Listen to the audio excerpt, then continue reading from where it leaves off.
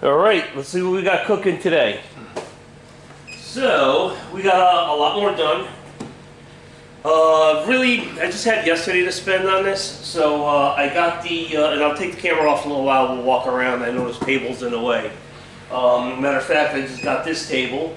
It's nice, rolls around, perfect for in here. I can move it out of my way when I don't need it. I got it on Amazon. It was under $300. I think it was just a little bit above $200. Totally worth it. I put a little tiny vise here, and it really helps keeping things organized, even though this place is still a disaster. But okay, so we got the belt drive in. We got that all belt tight and all that, everything in place. Everything is Loctited the way it should be.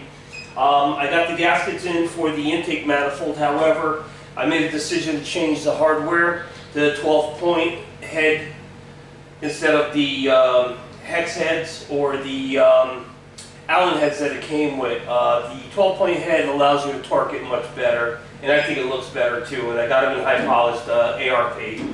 And I started mocking up the air conditioning lines just to kind of see. Also the hydro boost lines. I took the master cylinder off just to give it a little work room, and I started mocking those up. So on the top here we have all the stuff I need to get the brakes done. I also have the MSD unit that we're going to be using. I have the fast ignition coil and spark plugs. Well, I'm not going to put those in yet. I need to gap them and all that. And I just got to figure out all this wiring, how I'm going to hide it, because I don't want to see all that wiring. It aggravates me. Wiring aggravates me when I got to look at it. Dipstick for the tranny. I'll probably fish that in there today. And also, Legendary got my door panels, front and back door panels in, which was a surprise. I really wasn't expecting them for another month. So that's cool, and I'll be able to get into the interior, hopefully, and start doing something there. But I kind of want to button up out here first. So let's pop the camera off and let's walk around. Okay, let's take a look here. And I tell you, it's a big plus not having that radiator in the way to get the drive in there. It would be next to impossible with a radiator there. I mean, it's doable, but it would be a pain in the butt. I still need to put the cover on here. The way that the kit comes, I don't like how it fits a little offset, and it kind of bothered me. So I'm getting 3. I actually have 2 of them, but I need 1 more. I'm getting 3 spacers just to move it away a little bit, and it'll sit there flush, so it doesn't look so, you know, crooked and horrible. And you know, I just can't stand things like that. I'd rather just take my time and do it correctly.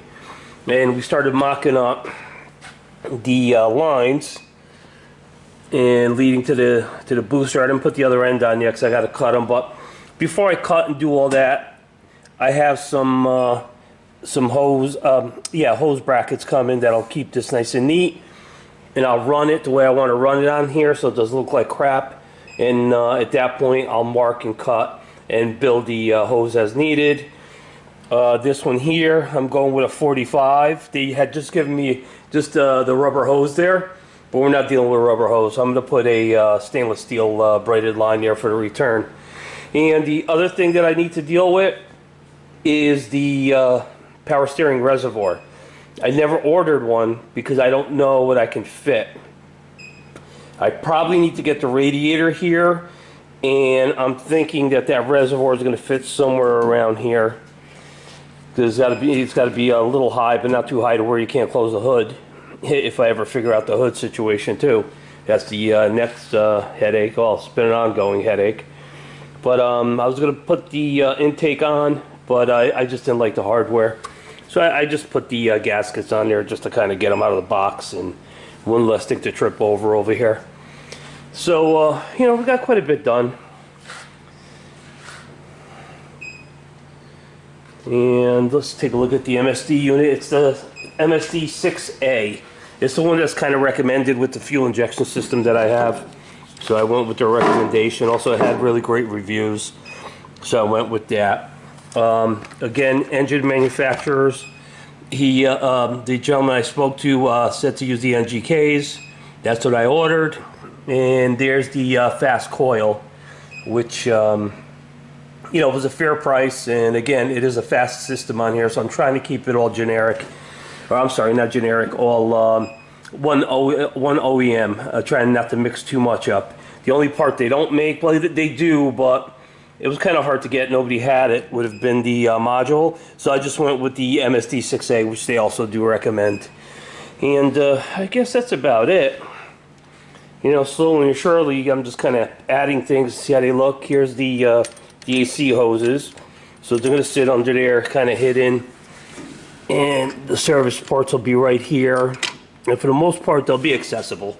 There's a lot more room here than I really anticipated. I don't remember this much room, you know, back when I had just a regular 454 in there, you know, years ago growing up. Every time I worked at it, it always seems like I didn't have a lot of room, but either I forgot to put something in here or we have a lot of room. Okay, let's put this back on the stand and let's go from there. Let me just think. Oh, we got some more goodies in here. Let's see, extra plugs. Oh, the wires. I went with the, I believe these are Morosos. I think those are the ones I chose. It's a healthy, yeah, it's a Moroso. It's a nice shielded, heavy wire.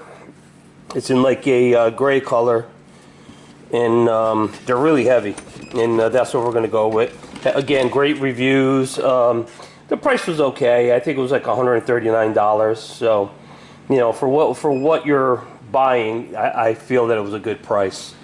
And what else? And then the bench. This bench is cool. I got it on Amazon.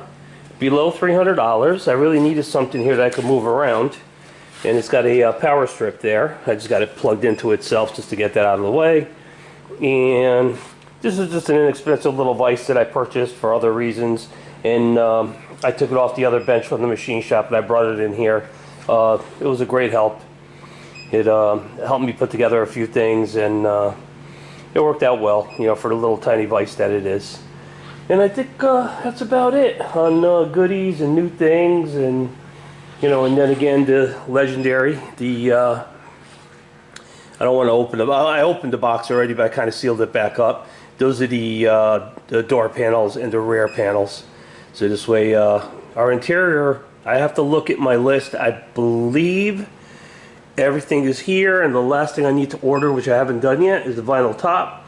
And I got a bunch of little odds and ends on order, just to kind of, you know, change a few things and just make things a little neater, a little more professional, a little cleaner. You know, stuff that I just kind of prefer over the stuff that came, like the hardware. I have, you know, certain preferences for hardware. I always prefer polished stainless steel. And depending on where the hardware is going, I do prefer the 12 point, because you can torque them so much better. And I think they just look that much better also. And I do like the Allen heads. The kit here came with the Allen heads, and I went ahead and used them.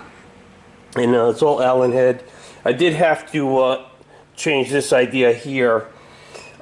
They give you a spacer behind this, but the spacer basically in the center, it's got a hollow point. So I had an additional crank bolt set, and I just took this washer and dropped it in there, and then I put the adapter on there, and it fit perfectly. So when I torqued that, I felt better about it. It wasn't just torqued up against aluminum. It's solid all the way through to the crank. So, you know, just a little thing that I did myself. They didn't recommend it. They didn't say anything about it in the instructions. Not that the instructions are that great, but, you know, for the most part, you don't really need instructions for this if you've done it for a while. And everything looks pretty good. So next adventure that I'll try to figure out today is going to be a reservoir, which I said most likely is going to sit right about here. And it's probably going to be a tubular reservoir, so it doesn't take up a lot of space. It'll take vertical space, but it won't take horizontal space. And to actually add, you know, there is a little bit of room there to add a reservoir to the pump itself, but I just don't like that look, and for some reason they always end up leaking or giving you some kind of a headache. So I chose to just go remote. And you know, just one more little part here is not going to make that big of a difference. As I said, there's a lot more room here than I thought. All right, let's put this on a stand and let's finish up.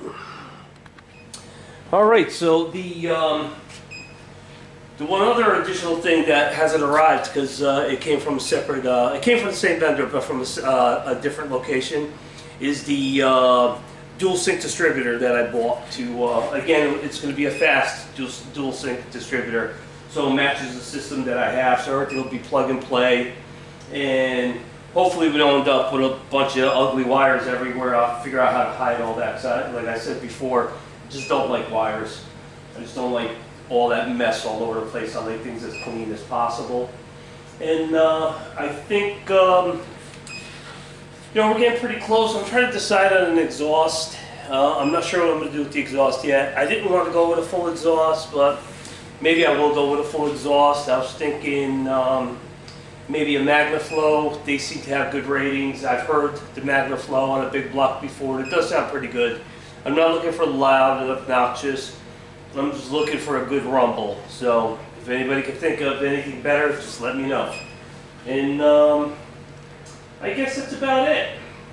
So I'm going to sit down the rest of the day. I'm going to plan out my parts that I need.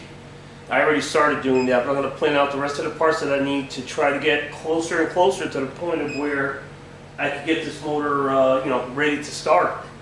You know, I need to order some oil. I'm going to put break-in oil in there as recommended by the manufacturer of the motor. And whatever else they recommend, filter-wise and all that. I'm going to get everything right from Blueprint. I'm not going to play games, not going to try to save any money. I don't care about that. I just want to make sure that whatever I do is recommended by the manufacturer so I don't void my warranties. And the warranties are pretty decent. I believe on this engine here, I want to say it's a 3-year warranty, but I got to look at my paperwork. It's a better warranty than if you bought something from the dealer. So, and that's amazing for, you know, basically what they would refer to as a high-performance motor. But it's a streetable motor, so it's not really considered a race motor. So I guess that's how they play around with the warranty stuff. But anyway, enjoy the rest of your weekend, and hopefully I'll have more to show you next week.